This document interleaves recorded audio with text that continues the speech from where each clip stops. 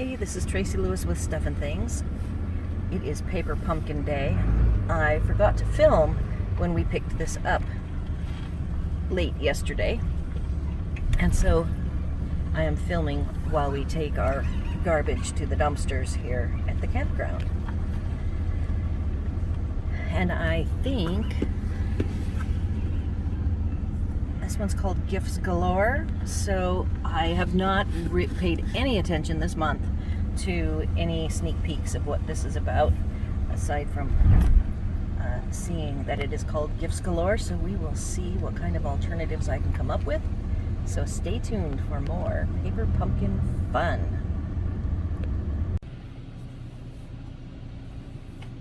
Alright, I am home. It's time to see what is in this kit.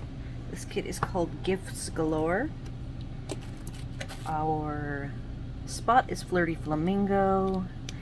I will go ahead and open this by running my X-Acto knife along the seam. The X-Acto knife is getting dull.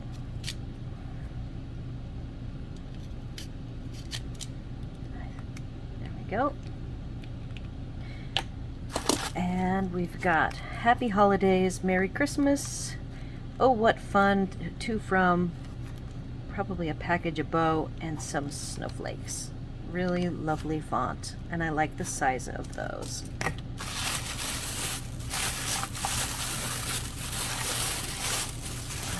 Okay.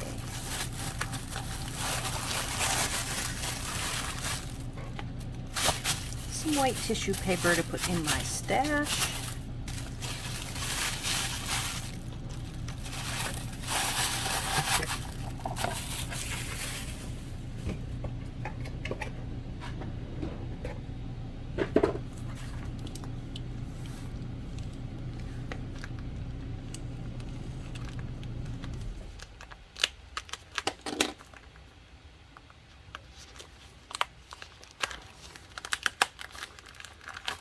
And like I said, I have not seen anything about this kit this month, so I try not to because I like to be surprised. And it looks like we have a set of 3D projects. I see some bags.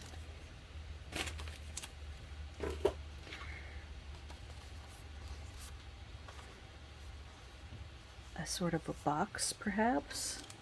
A bag. Some tear and tape. Oh boy, really large. Look at that. I think we're gonna have 3 designs. Maybe this is a stand-up thing. I guess I'm gonna have to look at the instructions.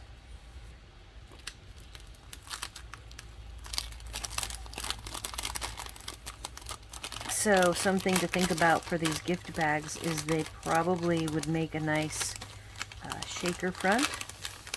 I would use some embossing powder, Emboss Buddy, to de-static, because I can feel the static in them. But that is a good use for these. Tags. A couple of fishtail banners. I am pulling these out. There's multiple sheets of this, so there's 2 sheets, 2 tags, and some circles.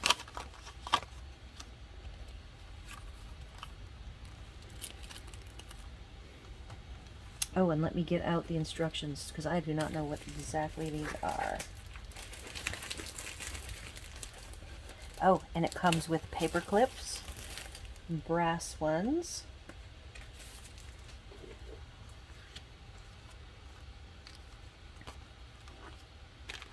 Here. 2 colors of twine,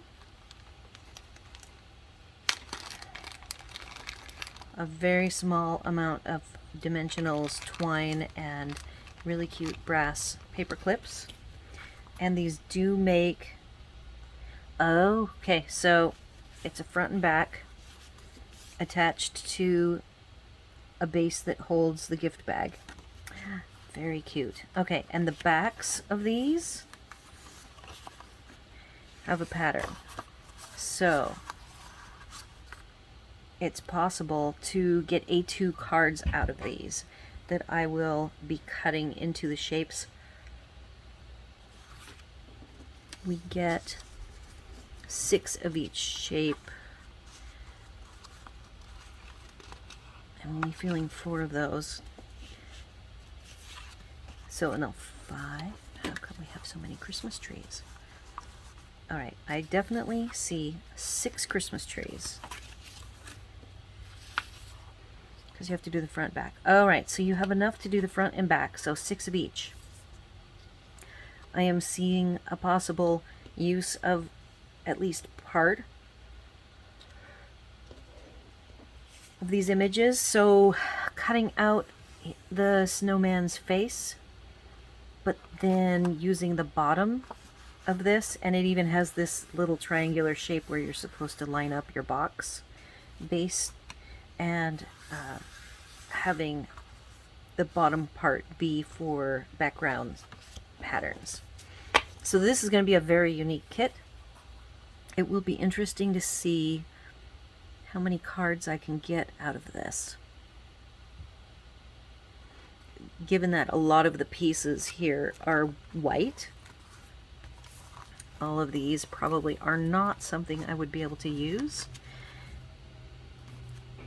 but we shall see. So I'm going to go away, mull over some options, and then I'll come back with some additional supplies or any other tips and tricks that come up before I start coming up with my focals and backgrounds to mix and match. So stay tuned, I'll be back shortly. Hey, I am back. I'm having some camera challenges this evening, so I'm experimenting with some different lighting. I normally get to do my videos during the day, but it is getting dark at 5 o'clock now because it's winter time, and in the dark I have a hard time picking out good lighting. So let's see how this one turns out. So I am ready to share bits and pieces and how I think is a good way to cut them up to get the most out of the materials that we are provided. I also have simple stamping projects that in one of my earlier videos that just didn't come out to my satisfaction. I stamped them and I will review them, and then we will get into a couple of the more advanced projects, and at the very end I have a showcase already finished with beautiful photography. There are 26 images to share, and I'm going to start with how I cut the 3 big die cuts. So let's start with the tree. Here's the tree, and I do want to share the back of the tree. This is a nice pattern. Notice there is a guide, a little shape of a 3-sided shape, where if you were building this into the gift box, that would be your guide of where to place the packaging when you fold it up. So here's the packaging, and there's the back of the tree. So I chose not to use the patterns on the tree or the presents, but I do want to share them. And I believe the best use for the tree is cutting it into 2 pieces, offsetting so you have a wider and a thinner side. I would not cut it down the middle. When you cut things down the middle, and then they just don't look as natural, so cut it into thirds. And then let me get a background to put it on. I did pick very few supplies. I chose Poppy Parade, Evening Evergreen, Pool Party, and the basic white. I do also have some embossing, dry embossed versions to share with you. So these are matte pieces, and I would take this side of the tree and butt it up to the edge to use that side, and the skinny one would be butted up on this side, leaving more room for presents and the sentiment. So that's how I did the tree. Again, you do have this beautiful pattern to consider if you don't want to have the tree. For the presents, I had a little more choices. Now you can always put the presents complete and then just flip it over, trim it down, pop on a sentiment, and boom, you're done.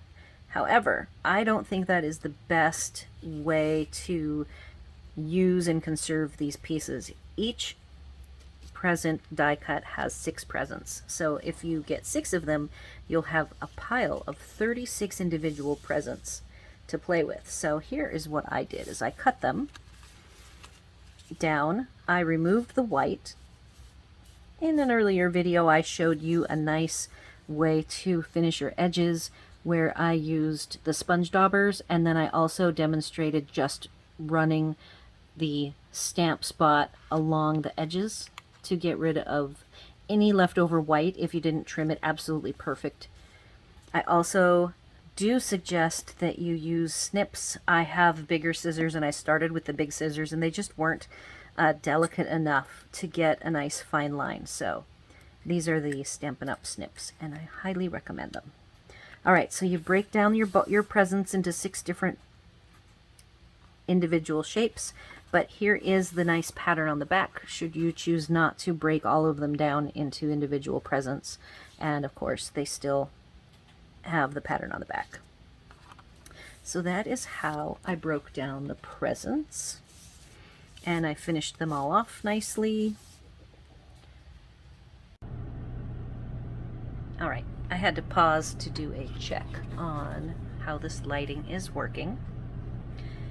So the third die cut is the snowman, and I didn't find a good way to cut him into more than 2 pieces, so I cut off at his, cut him across and then rounded up the bottom, and planned to use this back pattern, this nice pool party pattern, behind his head, and then pop him up, put a sentiment down below, pop it up, add some sequins, maybe some twine. I have my little container, I have little twine bits that I have already put together.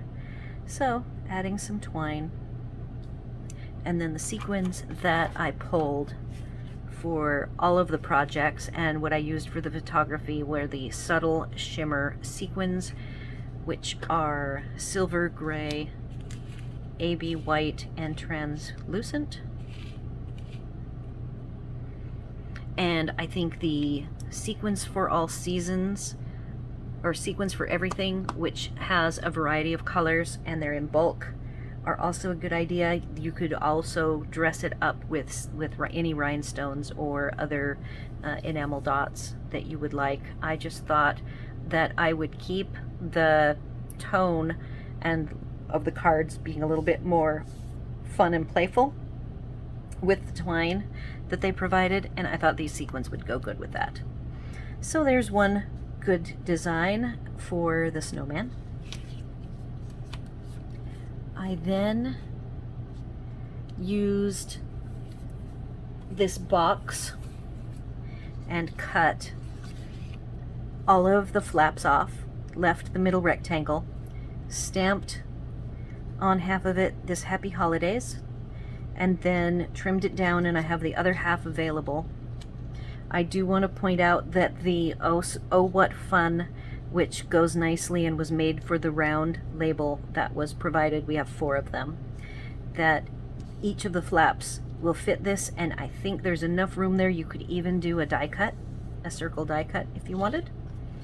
And the top and bottom flaps also would fit the Happy Holidays barely, and then there is a longer sentiment that I wanted to do a quick demo of, and that is this Merry Christmas is very long, and I do want to just show that whenever you are faced with a long sentiment or awkward image, you should use your block diagonally None of the images provided with the paper pumpkin kits will be larger than the paper pumpkin block. They're all going to be designed to fit, even if you have to be kind of tricksy and do something like putting it on diagonally.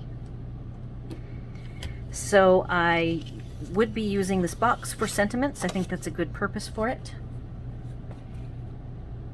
You actually get 9 of those boxes, so lots of sentiments will fit.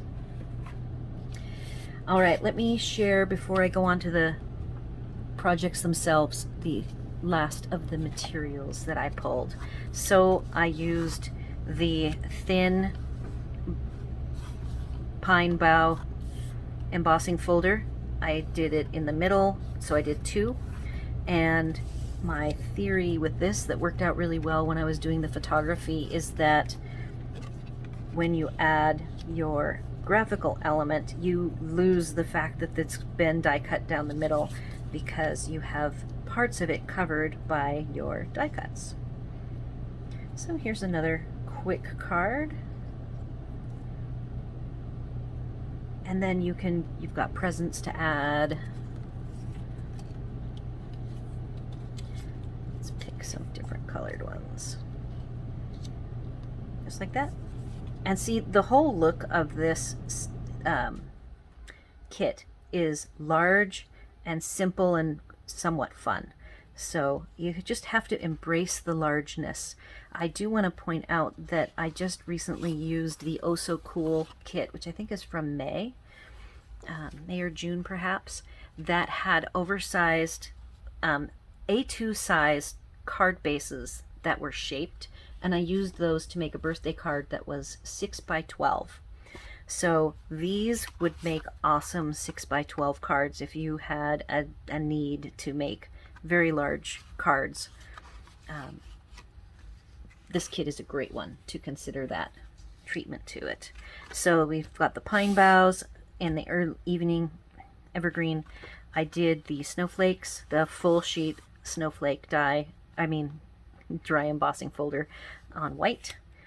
I have the artist's palette dry embossing folder on Poppy Parade, and then I did the snowflakes on Pool Party as well. And then here is one of the possible treatments with the paper clip. I have added bunny ear bows to a few of them in a couple of different colors, and you just tie it on, and you can rotate it around on the paper clip. I wanted it on the inner part, but when I put it on initially it was on the outside. You just rotate it around. So far I've only added some cardstock, these 4 pieces of cardstock. I also then did add for matting full size, full A2 for behind them in the 3 colors. I didn't actually pull out a Pool Party, but I could have. So those are supplemental supplies. And then I have one last piece of material I need to figure out what to do with, and I found out, so this is the baggie. We have 9 baggies, and I created a really simple shaker element out of it. So it is 3 inches wide. I went ahead and cut for my real one that's done 3 inches. This is a piece I pulled. It is 2.5, so it's a little bit too narrow, but for demonstration purposes it will work. So if you have it the full width of the bag and you push it all the way down to the seam, which the seam is pretty fat, you can see it's been heat closed. So I went ahead and trimmed most of the bottom off, because I will cover it with presents, but I didn't want to have it be, a 1/2 inch wide. I then trimmed off the top, just left enough to fold over and tape down. I filled with the one that was the full width. I filled it up. Actually, there's channels. Make sure you put your cardstock in the front channel, not the back channel, so that all of the sequins stay in the front. You throw all the sequins in there, fold it down, tape it, And what you get is this really fun shaker element that you can just add as a layer. And I've got pictures of having it added. I went ahead and you could put it right here on this pool party. I am sorry, I do have actually the lighting, and I know that this bag is shiny. That's my first photography that I took, or actually the filming was in natural light, that it was just too dim. And it worked well for this part, but not for the rest of it. So adding and attaching the shaker, you can put on, oh, I wanted to do the skinny part of the tree.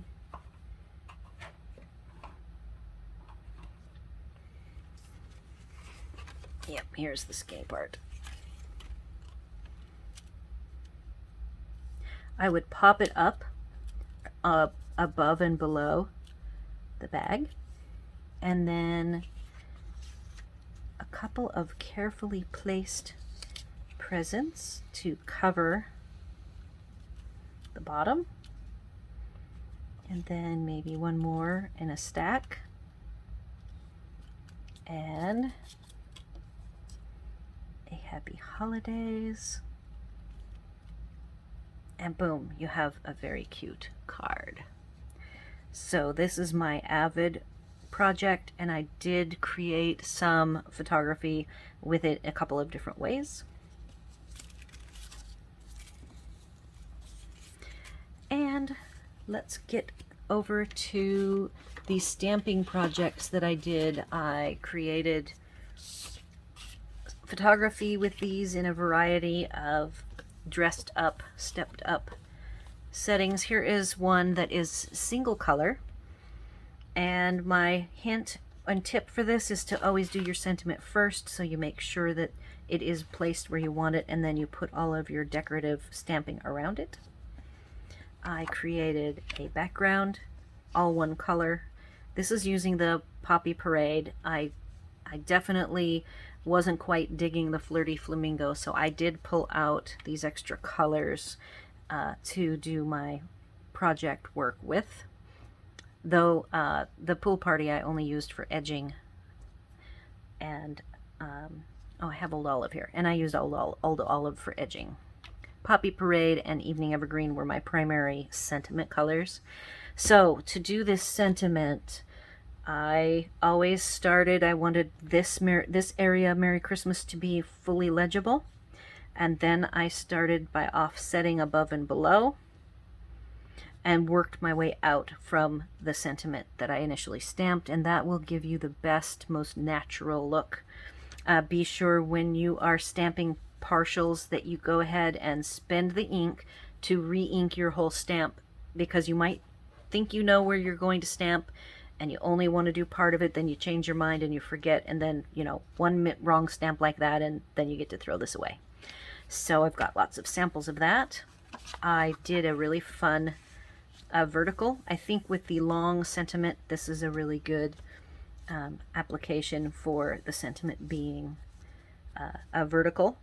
I didn't do any landscape cards, by the way. I do know that of all of them, you will see they're all portrait because of the way the die cuts were provided to us.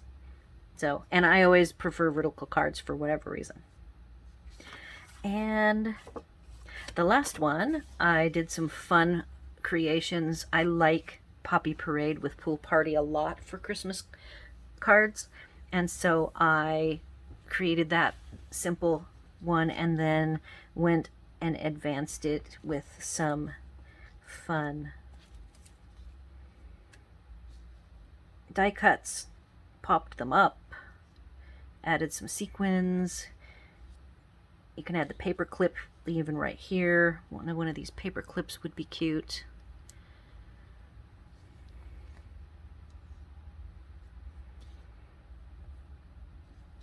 And I have lots of pictures with these four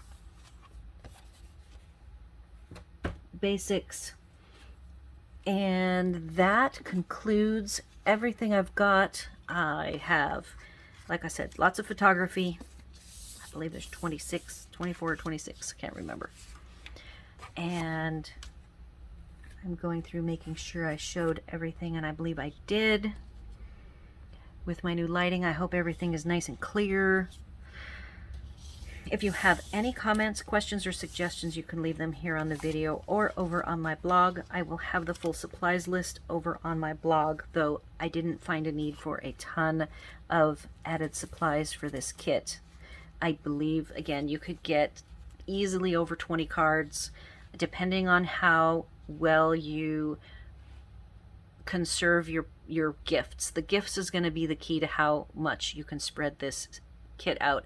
And then when you're all done, you still have the stamps that you can do wonderful simple stamped projects if you just have a couple of inks and some cardstock, as I showed. And be sure to like, share, and subscribe, and thanks for watching.